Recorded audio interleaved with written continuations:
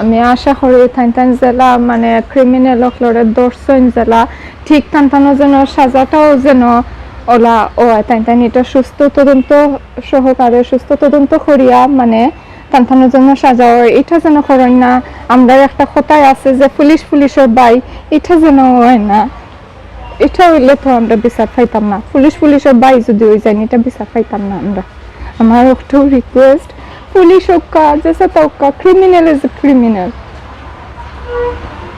দেখো পুলিশে যে নিয়ে মার্ডার করা আমরা যারার গেছে সেফ, আমরা সবচেয়ে বেশি জানতানোর গেছে নিজের নিরাপত্তা মনে করি যেন গেলে আমরা শান্তি পাই।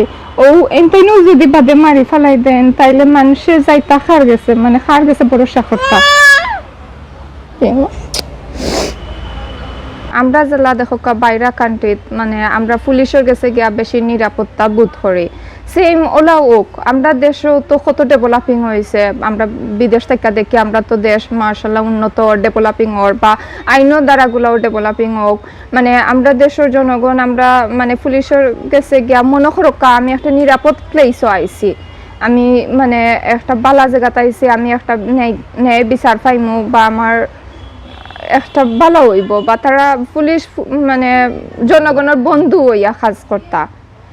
মানে পুলিশ এখানে আমরা দেশের জনগণের ডরাইতা এখানে থানরে দেখলে মানুষের সাহস পায় না এখন কিছু হইতো বা একটা নিরাপদ বোধ করে না। ও জিনিসটা মানে চেঞ্জ করা হোক আমরা বাংলাদেশের মাটিতে সিস্টেমটা চেঞ্জ করা হোক। আমি একটাও চাই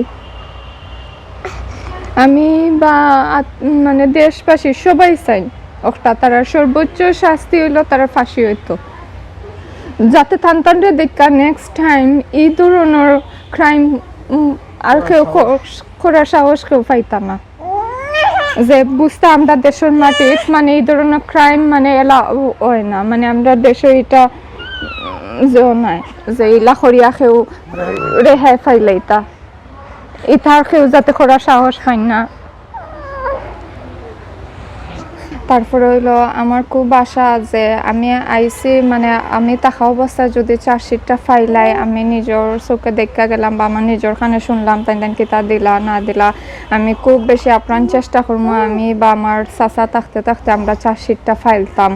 ওটাও আমার বিনীত অনুরোধ মানে পিবিআই বা যেন তদন্ত করা টানটানোর গেছে বা মানে খসলাম মানে 19 ডে বা এখন কিন্তু খালি ডিলে হয়ে যায়, এটা লেট হইল খালি বেশি।